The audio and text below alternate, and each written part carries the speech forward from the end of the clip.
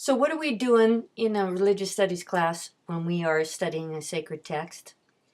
In this little video, I want to set up the social historical context of the sacred text. It's one of the things we do. We look at the sacred text in terms of the information we can come up with about it, the kinds of empirical evidence we can come up regarding it. And then second, I'm going to give you some of the backstory behind this chapter 3 of the Bhagavad Gita, because it's crazy. It is wild and crazy. And in Hinduism, that's one of the things you get to do. So third, we're going to look again at the role of symbolic language, especially metaphor, in sacred texts, so that from that academic perspective of how do we appreciate the kinds of extremes that get recorded and discussed in sacred texts, this helps us keep up our academic persona in being able to appreciate the power of the stories. Fourth, we'll try and have a look at what Krishna is trying to teach Arjuna in this chapter 3.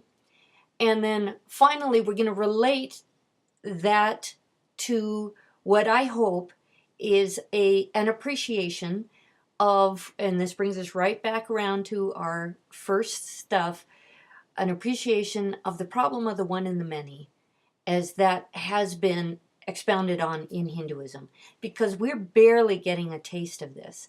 And any of you who think the problem of the one and the many is an interesting problem, if you even could come to know what that phrase means, the problem of the one and the many, would know that you might be interested in further study in Hinduism of the Beta. And that's what I'll conclude with. So let's begin here. This isn't ideal to have you looking at the notes, but they'll be there on the text, on the webpage. Right, so Bhagavad Gita is a 700 verse Hindu scripture, part of the Hindu epic, the Mahabharata, that scholars have argued that it was likely written in the 4th to 5th century BCE, or some are saying as late as the 2nd century. Now, it's not often that a text at this point can't get pinned down till closer than a 300-year range. But it's because of the nature of this as smriti, the texts that were heard. It was a popular text, and so scholars have trouble pinning it down because it looks, we're talking about an oral culture and how you would pin down something through symbolic reference in art, or is there archaeological evidence, or how would you find when this text was happening? So when we're working with material that's this ancient, that's part of the issue.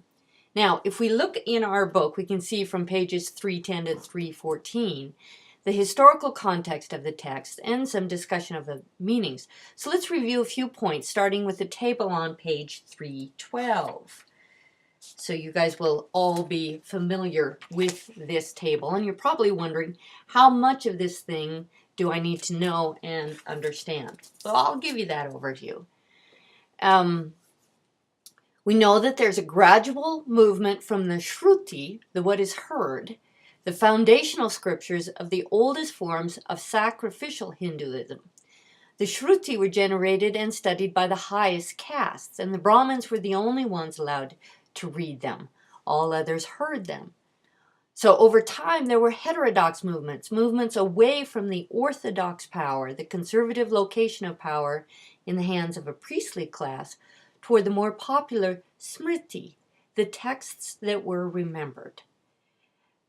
So as this lays it out from the oldest to the younger texts, you will still see, nevertheless, that in the oldest, we have the attention to sacrifice, and we're going to see that in this text, and you already have in the older texts, in the Upanishads, you've already got the seeds of doubt about the priestly class being in charge, or whether there is a self that is distinct from the divine. So you already have some questions going about what is the relationship of self to divine. And out of that comes this great crazy story. So let's get into the crazy story. It begins with a very strange family situation. And here are 5 brothers and their wife. The only name you need to know for our class is Arjuna, and this would be our guy. But it is good to get a sense of the context of this scripture by knowing Arjuna's unique family situation.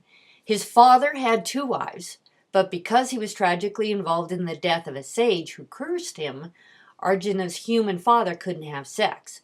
Arjuna's mother had a special deal. She'd been given a boon, which means kind of a special gift, that meant she could have children with gods without it being considered a marital affair. So that's quite a boon, you could say. So she had 3 children with the god Dharma, 1 with the god of wind, and 1 with Lord Indra. And Indra was a very powerful god of rain and thunderstorms, and that's Arjuna's father.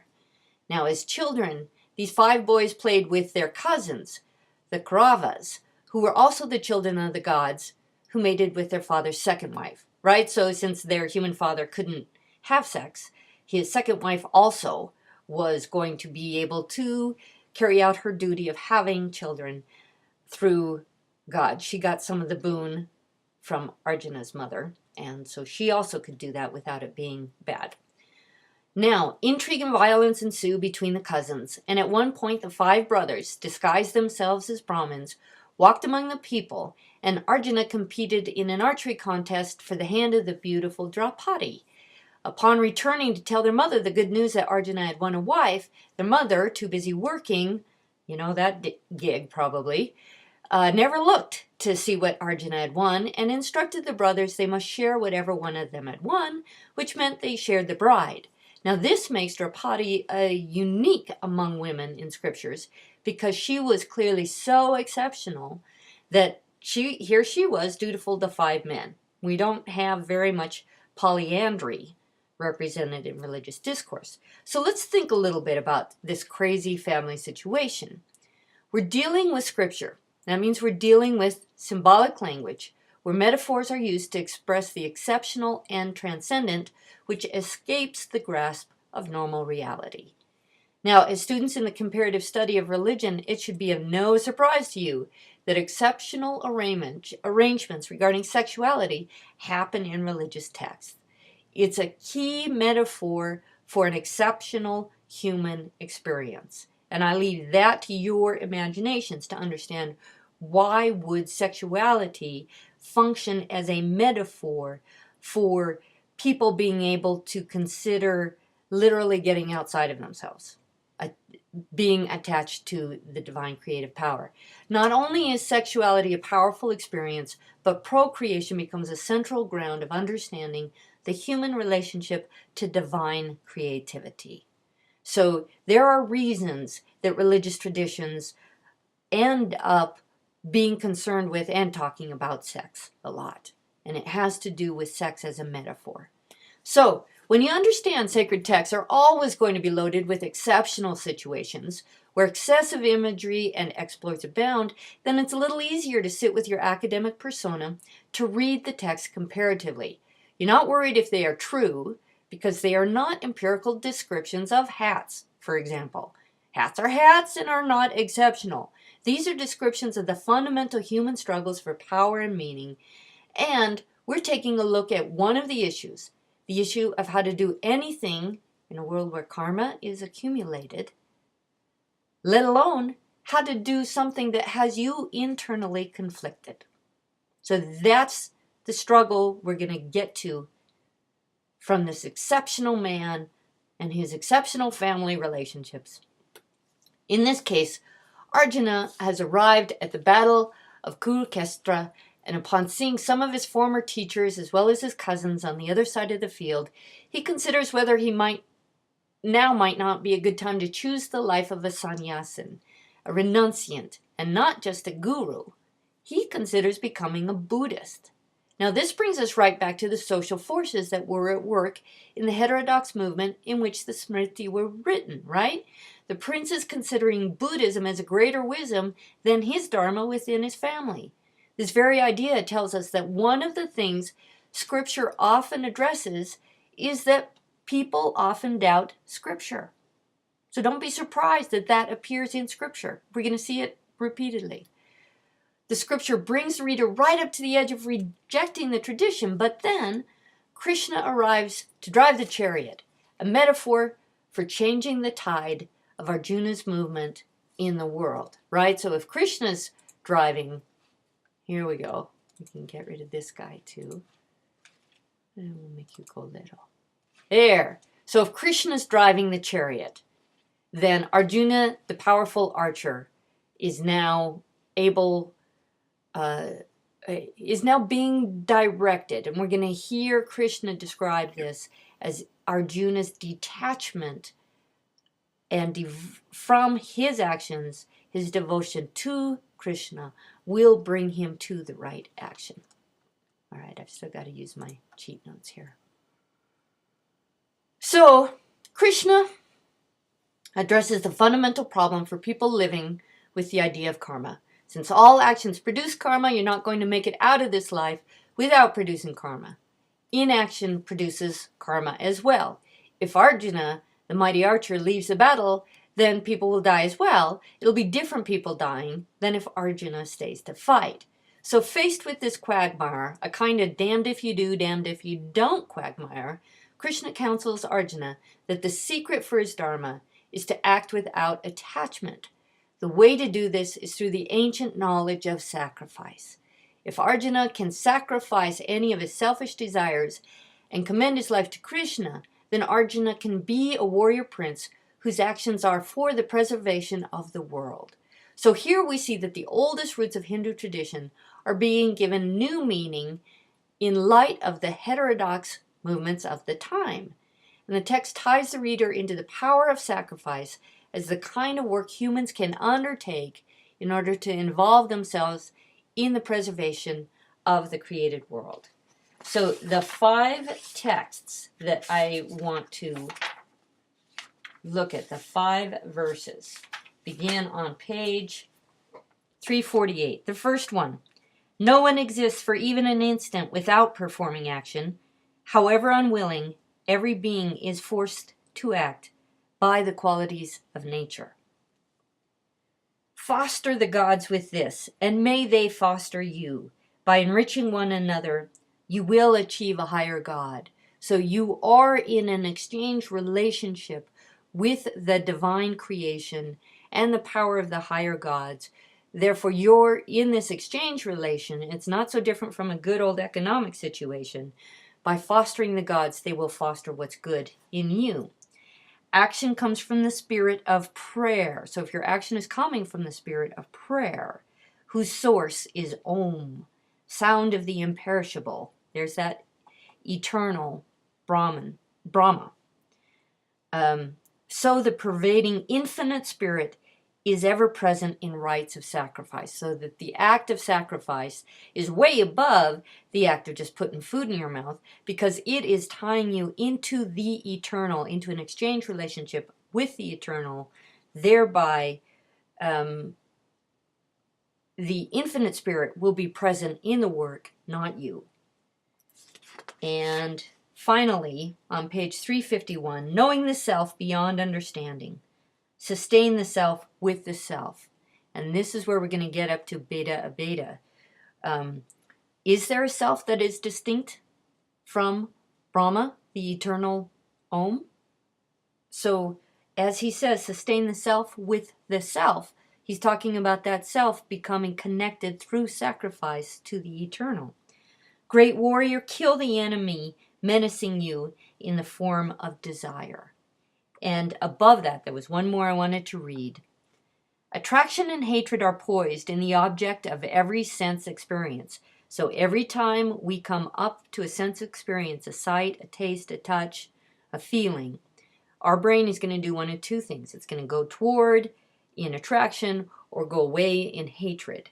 And cognitive sciences and mindfulness studies all acknowledge. We got the brain can do two directions, toward or away. And here we are with the scriptural truth saying attraction and hatred are poised in the object of every sense experience. A man must not fall prey to these two brigands lurking on his path. And so we are talking about a kind of internal prayer connection to an Om that would lead you away from the distractions of attraction and hatred that are part of Maya, the illusory world. So then, if we go look at page 316 as a final wrap-up note here, where they discuss beta-beta. Dualism, so typical of Western thought, is rarely questioned in our world. From its origins, however, Indian thought sought the unity, whether the impersonal Brahman or the power, and that's Brahman with an A-N, meaning the original source of creation, right? The ultimate eternal reality, whether the impersonal Brahman or the power of a particular deity that underlies the multiplicity that people see and are. From its origins, Indian thought sought the unity that underlies the multiplicity that people see and are. And it will walk you through to this, the school's called beta-beta. Beta is the difference, and abeta is the no difference. And so this ultimate relationship between a self, but if the self is from the creation, then it is no difference, and yet we still have to deal with self. Beta abeta is this tension of the human life lived with an appreciation or an understanding that Brahman is the eternal truth. So if you leave with anything from the Hinduism class, know that it is an interesting place with thousands of years of thought devoted to the question of the relationship of a self to an eternal truth. And if that's of interest to you, you've got a lifelong career of crazy texts to explore. And we've got a great Hindu specialist at UW, Dr. Dinapoli. So I hope this has been a fun tour of Hinduism. Thanks for listening.